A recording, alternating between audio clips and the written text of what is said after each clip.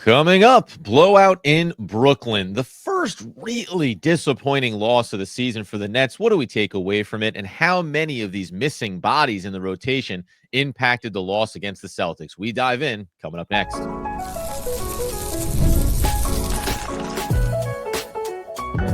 You are Locked On Nets, your daily Brooklyn Nets podcast. Part of the Locked On Podcast Network, your team every day. Yes, my friends, it is the Locked On Nets podcast, right here on the Locked On Podcast Network. It's your team, the Brooklyn Nets, every single day. He's Doug Norrie. I'm Adam Armbrecht. We thank you, as always, for making us your first listen of the day. We're 100% free on all those great platforms. And let you know, this episode is sponsored by Game Time. Download the Game Time app, create an account, and use promo code LOCKEDONNBA for $20 off your first purchase. And Doug, as we say, listen, all great things must come to an end. Competitive every single game, down to the wire in so many of them. Finally, we get a taste of maybe what you and I talked a lot about coming into this season. Listen, the Nets roster is not going to be able to go toe-to-toe with the best in the league. And on Wednesday night, they got a real throttling after the first quarter from the Boston Celtics. Yeah, I mean, the Celtics are a great team. 10-3 or 9-3 come into this game, won the championship. No shame in it. No shame in it.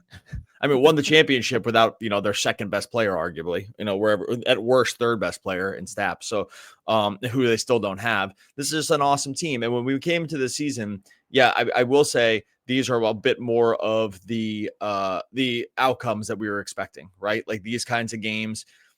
Frankly, the fact that they're 5-7 is a massive surprise, right? Just going like if we were to give if you told us before the season, we said, hey, they just played the Celtics, they got blown out. The record's 5-7. I mean, for sure, before the season, we would have said, I mean, did like 4 other teams just contract? Like, what happened? What happened? How many violent injuries to superstars were there? Was there another pandemic? And the Nets just ran good on who didn't get it. I don't know. I don't know what we would have thought would even be happening around here. So no shame in the loss, I don't think. You can kind of see this one coming. We know the Celtics want to bomb threes. We do know that they went toe-to-toe with them, took them to overtime last game. And so, there's that part of you're like, oh, we're heading to Brooklyn. They're heading to Brooklyn. They're going to be able to hang with this one again. But at some point, you just get overwhelmed by the talent. And when it's just Jason Tatum, Jaylen Brown, Drew, Derek White, and all these guys, it's just going to be really, really tough for the Nets to hang. And it's funny, too, because you look at this game, I agree with you. Obviously, we thought this maybe going into the first game up in Boston this season against the Celtics. But the Celtics fire a ton of threes. They had 46 in this game. They knocked down 22 of them, hit almost 48%. But you'd say, oh, well, okay, if you're going to be raining them down, it's going to be hard for the Nets to keep pace. Well, the Nets went 19 of 43, 44% from beyond the arc. The big discrepancy ends up becoming the impact of the outside-inside shooting from the Boston Celtics, where because they're raining down so many triples, and then there's also just matchup issues when it comes to the interior and going towards the paint. But you take the step back, 93 shot attempts to 73. So that tells most of the story here as well. If you take that many, what was it, 14 fewer shots than the opposition, gosh, you have to run pretty darn hot on everything that you do in order to be able to keep pace with it. And I was going to say disappointing, but the telling part about this game too was the Nets led wire to wire in the first quarter. They led going into the second quarter, and then it was just kind of a methodical dismantling of their defense, some of the things that they wanted to do. And I think this is the first time where personnel, matchups, Jaylen Brown is back in this game for the Celtics. He wasn't there for the matchup in Boston, and then you see that in the box score too. It's the first game where you saw not only matchups, but then also depth. The ability to bring in the next wave of guys and still tread water for stretches just wasn't there for the Brooklyn Nets. It's another start for Zaire Williams, right? This is no Ben Simmons tonight defensively. There's a lot of things here that you can point to pretty easily and say, oh, this is going to be a problem for this Nets team, on a night like this.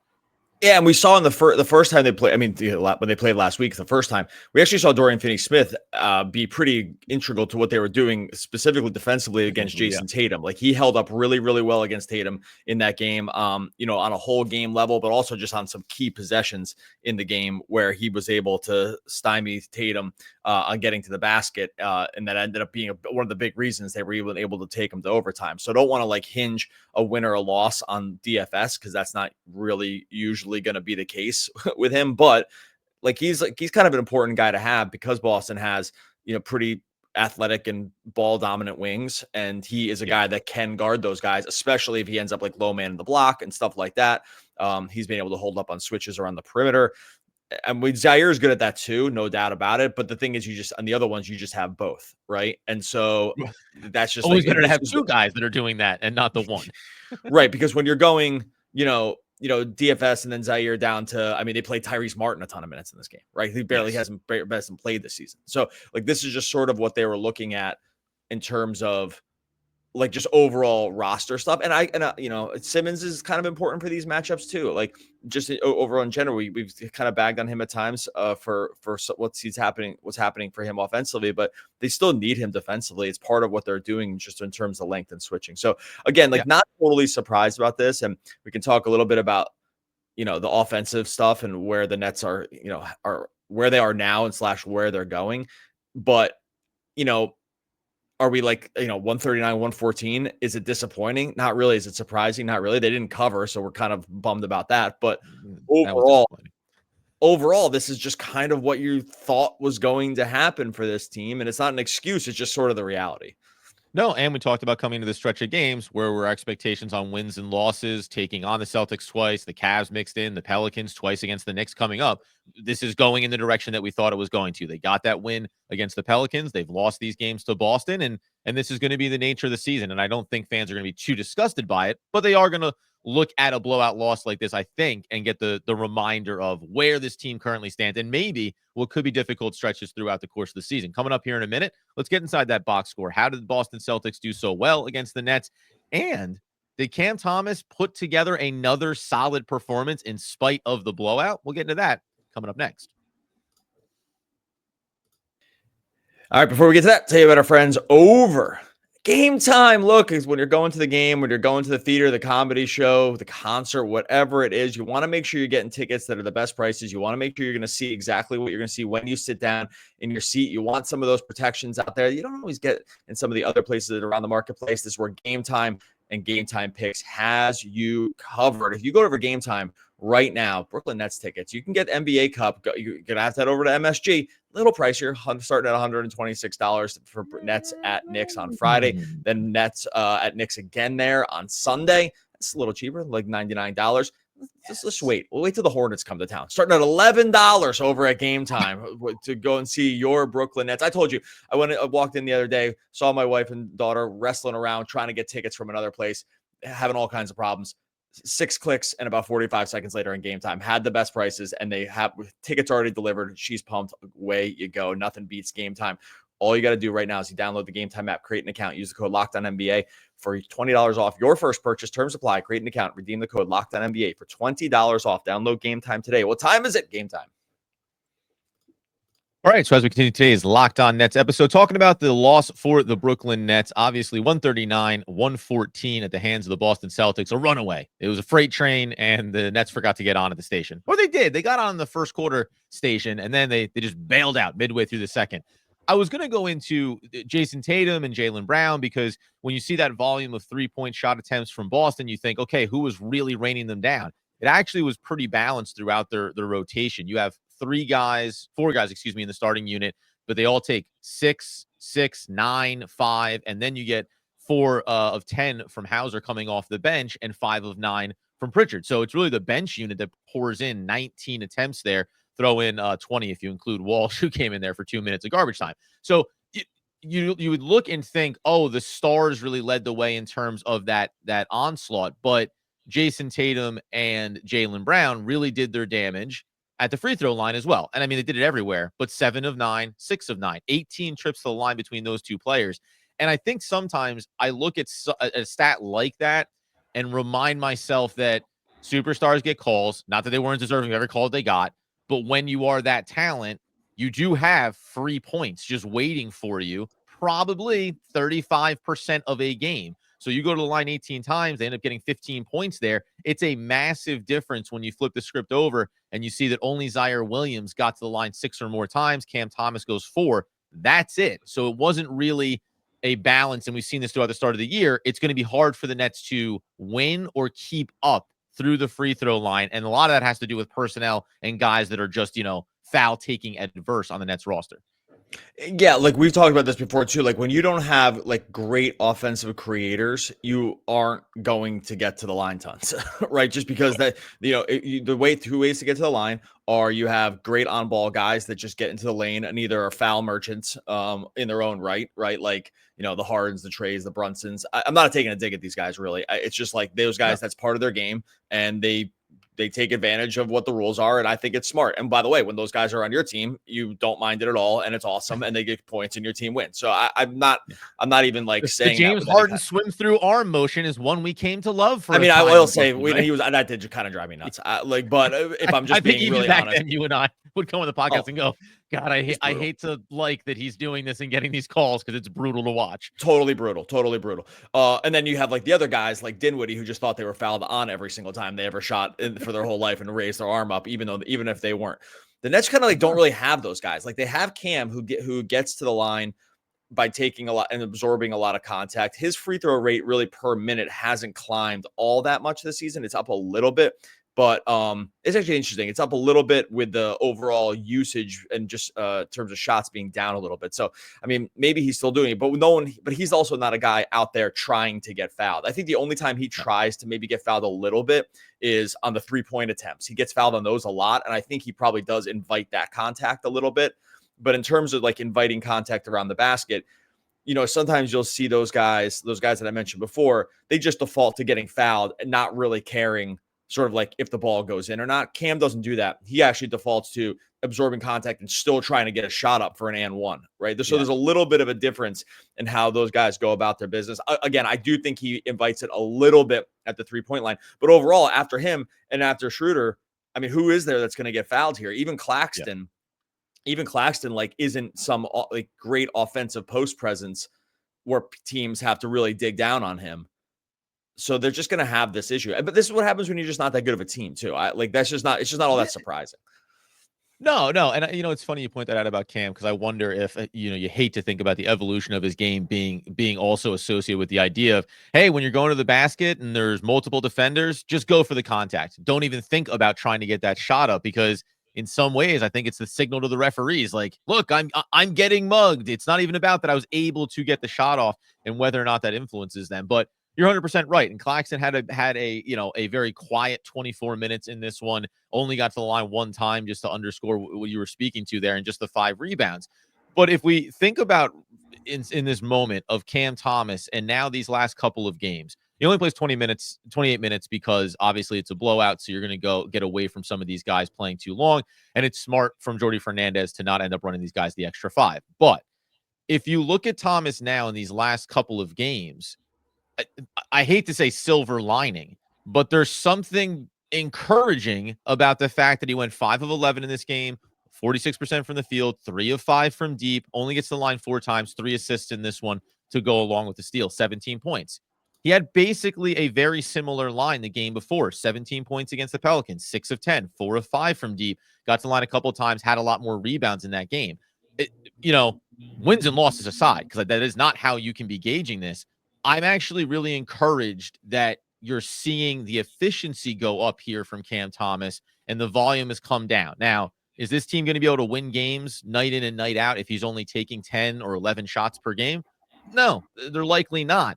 But I'm encouraged about individual development, that maybe there's a little bit of reining in, and that 20 shots a game may look good, but 10 to 12 or 10 to 15, if you're doing it more efficiently, is going to be better for him in the long run, better for the team in the long run.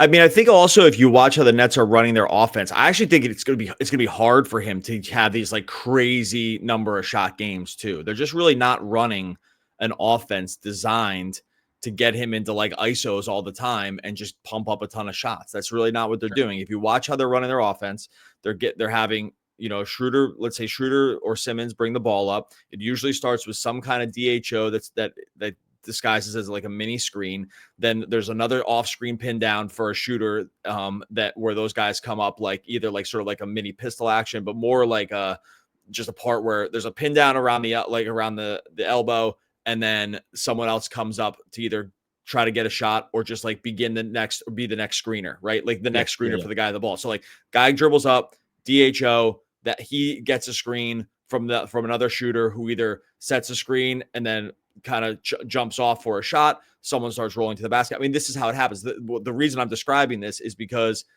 in that setup, it's not just like hand you the ball and clear out and it's your shot. Right. Like, this is just not what's happening with their offense. By the way, it's one of the reasons they're able to get by with less offensive talent, because there's a lot of movement. There's more of an even shot distribution.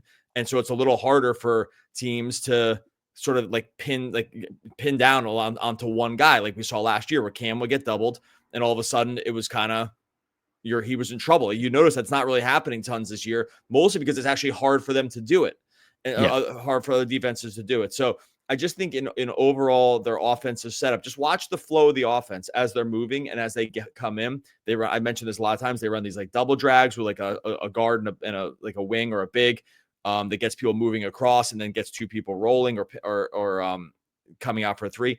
All this is to say, when this is the offensive setup, it's going to be difficult to get like 27 shots up a game. Right? Like it's just not set. It's just not set up for that. And by the way, good. It's what's keeping them in these games. It keeps defenses on their heels. Yeah, there's a cyclical kind of style to the offensive sets, right? Rinse and repeat. If it doesn't work on the first wave, then you just do it again and try to continue to find that right process that gets the open shots, whether it's outside or inside. You mentioned some guys rolling to the basket, maybe getting some easy looks around the rim. And then to your final point you made there, it's a good thing. Like, this is what you want to see. You want to see an offensive system that has a structure in place, and then you want to see that Cam Thomas can thrive within it and function within it. So that's why I go back to, listen, it's a blowout loss, so obviously we're looking at individual performances and seeing the things you can take away from a game like this. But I think it's encouraging that he can be efficient, lower volume, because the one thing when it comes to some players of that mold, the reason why the stat lines look good by the end of it is because I took 22 to 25 shots tonight. If I just keep shooting, eventually the final box score looks better. Hey, you knocked down 4 triples. Yeah, well, you took 13 of them, right? So when you have 30-plus points some nights, it's going to be a little bit skewed by the fact that you were on ball a ton, dominating possessions, and not really working within the framework. So Jordy Fernandez has done a good job with that, and I think Cam Thomas is responding well to it also. There were other good performances here. Coming up in a second, Zaire Williams starts again for the Brooklyn Nets. He had a good game. It's hard to look at a blowout loss like this and say, hey, not some bad performances. But on top of that, how did the missing pieces play their part in this type of loss for the Nets? We'll do that to close things out in just one moment. Before we get to that, tell you about our friends over at FanDuel. Look, FanDuel's America's #1 sportsbook. Whether it's NFL, whether it's NBA, you want to get on the action, you can do it right now on FanDuel. New customers can bet $5 and get $150 in bonus bets if you win. The FanDuel Sportsbook app gives you everything you need to place live bets on the NFL, on the NBA. It's all in one place. Like we said yesterday, we went with the Nets. This wasn't going to give you the winner yesterday over there, but Nets overall on the season. And maybe you want to just start martingale on this thing with just the Nets in terms of just going against the spread. They've been one of the best teams in the league, even with the against the spread in real life loss last night over on FanDuel. Nets still one of the very best bets over the course of this season. You can get started with $150 in bonus bets if you win your first $5 real money bet over on FanDuel.com. Never waste a hunch. Make every moment more with FanDuel, an official sportsbook partner of the NFL. All right, so as we close things out today on the Locked On Nets podcast, we take a look at this blowout loss. We take a look at other performers. Just as a side note, no Ben Simmons in this one. This is, not to trend negative, but this is the other thing that comes along with the concerns for Ben Simmons is the health. He ends up staying out. This one was calf related when it came to Wednesday night. That's how it got reported. We know he's already missing the back-to-backs when it comes with the back surgery and recovery from that. So we come off of an episode, Doug, where we were singing his praises and acknowledging, hey, he had a good game. He did some really good things. Still deficient as far as shooting, but this is what he can do. He can really set the table. Obviously, not having him in this game mattered. Obviously, to me, when you look at no Dorian Finney-Smith, as you mentioned earlier, that matters defensively. And then you just start to get thinned out. But it did at least remind me of the other players we haven't even seen this year, Trendon Watford, Day'Ron Sharpe, where you go, sometimes just having more athletic bodies and Day'Ron shape, a bigger body, that just helps you. It just helps you buy a minute here or a couple of minutes stretches here and there in a game like this that allows the offensive weapons to reset themselves to stay in it through the third and fourth quarter. Yeah, they need everybody they can get. Again, this is just a good team. I don't really know.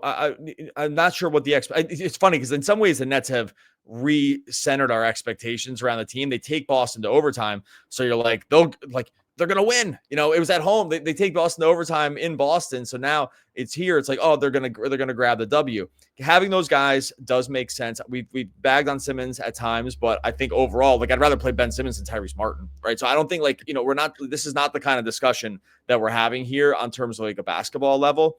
When it gets down to guys like this, yeah, you're just going to start really getting chipped away too many times. And you know, I'm not sure too, like at what point we see Sharp. I'm not sure what point we see Trendon Watford. Like when these guys get added back into the mix, it's been a long injury layoffs for both these guys. To like, you know, I haven't seen either of them this year, and it doesn't seem like they're all that close. Like I'm not sure. Probably have to do some injury checkup maybe on Friday about sort of where some of these guys stand. But overall, for the Nets to really maintain, they have to have as many like real NBA players as possible. As much as Simmons, again, I think there's flaws. I'd still rather have him. I'd still rather play him than Shake Milton, right? Obviously. So I think I don't think these are really debates around overall talent levels.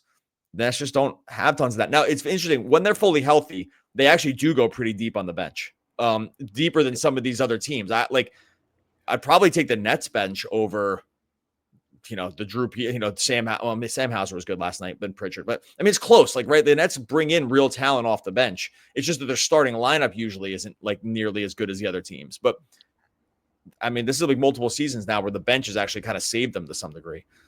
Yeah, and that's because you mentioned inside of there too. It's what were the expectations? It's not like you come out of this game, oh, what could they have done differently to really have repeated what they did up in Boston against this Celtics team? It is a dose of reality, but I think because of the absence of some of those key players, Finney-Smith, Simmons, and then even the players we don't have in Watford and Day'Ron Sharpe to start this season as it stands, I think the difference that the contrast you're seeing here, maybe even unlike years past, is, oh, but when they're fully healthy, and with Jordi Fernandez coaching, this team's a real pain in the butt. Like this team is going to really grind you for 48 minutes. Take away one player, okay, it's going to be a little two players. All right, like once you start to chip away at the depth, that is really, as we've done before. Hey, are there any true, you know, what's the true 1 and 2s here? If you were drafting the teams on the court on Wednesday night, how many Boston Celtics would you take before you got to a Brooklyn Net? But the meaty part of that lineup might have a ton of the Nets players and then some of those back end guys for Boston getting pushed towards the side, right? But no one's sitting here saying,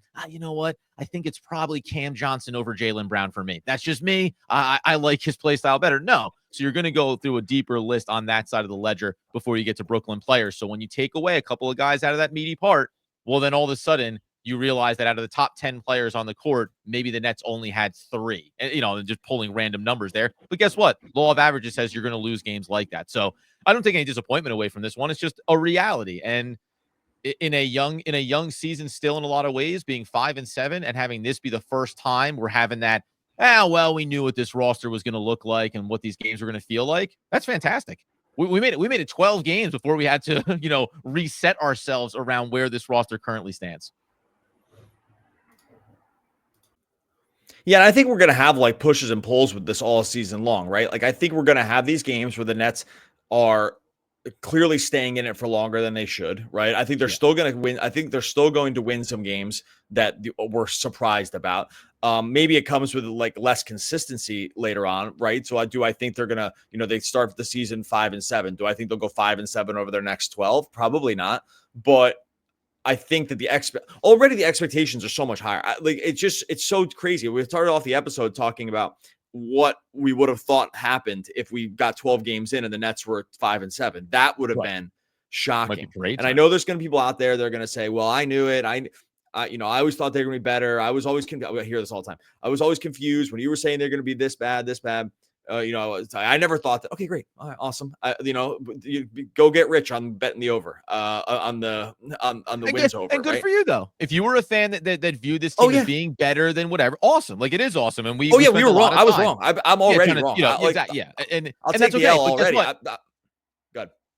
Just guess what, Doug? we may find ourselves 20 games from now having a different type of conversation, right? 25 games from now, having a different conversation. And regression to the mean, and you look at the talent and all those things that come into this. And I do think coming into the year, and this isn't to save our own hides, we're usually always talking about, hey, from a high level, by the end of the day, what are we going to be talking about with this Nets team? Where are they going to be? I think we have a pretty clear picture on that. It doesn't mean that you aren't going to have these runs. I made mention of the Orlando Magic in one of their worst seasons, still had back-to-back winning streaks 4 or 5 times throughout the year because it happens. And sometimes you catch teams. And to the Nets' benefit, it takes nothing away from how they've played.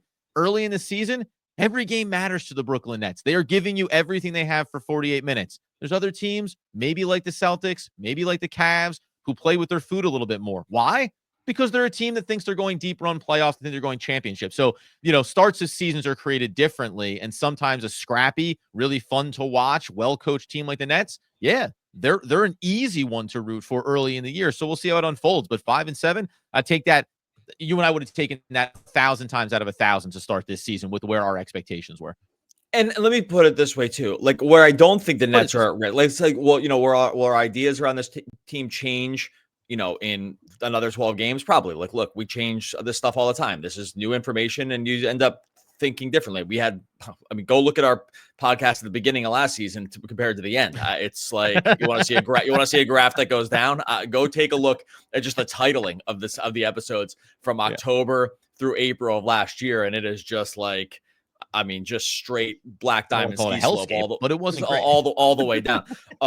So it's always going to change. But on a high level, what I don't think they're at risk of, which I was concerned probably about going into this season, is like a Pistons style run of losses from last year, right? I thought that was in the cards for them. I thought the offense was going to be that bad. I thought it was going to be just impossible for them to score. I still think this is the case. Like, if anything happens to Cam or Schroeder, they are in big trouble. Like, this is, I still stand by that one. They're one injury to either one of those guys away from absolutely cratering on offense, I think. Right. And so, but what I don't think, based on sort of like what some of the systems we've seen run, the coaching, just how hard the veterans are playing, I do not think we are at risk of Amani Williams in Detroit. Doesn't seem like anyone knows what's going on, right? The players are all checked out. They have just crazy, weird lineup combinations that just don't make sense. The roster's all ill-fitting. I don't think that's on the table for this team. Yeah. And so I think just from that point of view, I've come full circle on, like, I was like, I hope we don't get in a Pistons thing here. But not going to I just don't think that's going to happen. No, and for whatever the organization sometimes struggles with from a decision standpoint and direction standpoint, I think one thing that I value, even in a tank year and all the expectations, is I value an organization that doesn't quite ever want to fully throw in the towel, because I've watched other sports that I'm fans of teams and they're not trying to throw in the towel, but they have thrown in the towel. And it is a disastrous watch. I'm looking at you, New York Football Giants, doing your best and looking your worst. Like, those are brutal seasons. They are exhausted. Or you wake up and it's been 6, or you wake up and it's like been 7 seasons of this, or 8 seasons. I guess it went to the playoffs a couple years ago. It's sick. Yeah, but it is though. And that's exactly. And that's the Detroit Pistons, right? Hey, at some point, I'll take 1 year of this. I'll take 2 seasons. Okay. But now in the 3rd, 4th, and 5th, guess what? Fool me once, shame on me. Fool me twice, shame on you. It's like, hey, at some point you are the result, and I don't know if you guys can do it the right way. So the Nets has certainly avoided that. 2 games over the weekend, starting Friday night. We'll be in tomorrow talking about the New York Knicks. If they want to get to those 2 wins that Doug and I called for in this difficult 7-game stretch, you got to split it with those Knickerbockers. So we'll be breaking that down, obviously, as we head towards the weekend. Look at that. I almost feel like the Nets won. Look at that. It took 28 minutes. 28 minutes into the episode, I'm like, did the Nets win? I kind of feel like they did. I don't know. Like, I'm feeling welcome, Nets. Still feeling pretty good about the season. All right, we are going to get out of here. Make sure you subscribe over on Locked On Nets YouTube. Trying to get to 8,000 subscribers over there. Subscribe to Locked On Nets wherever you listen to the podcast as well. Don't gain the world and lose your soul. Wisdom is better than silver or gold. Hey, that's Robert Marley. Oh, one of the all-time great poets. We're back again tomorrow talking more Brooklyn Nets basketball. Basketball.